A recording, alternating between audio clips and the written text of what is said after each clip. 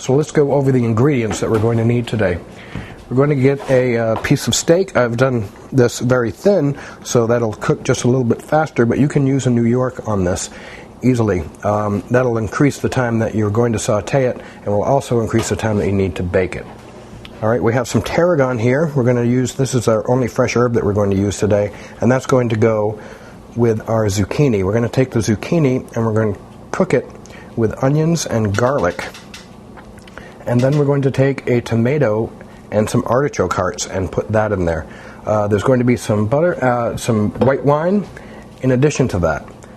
We're going to be making two bases today. We're going to be making a beef base. That is going to go with the steak, and that's really going to be the base flavor that holds it all together. And we're going to make some vegetable stock, and that's going to go with the rice to give that a little bit of extra flavor.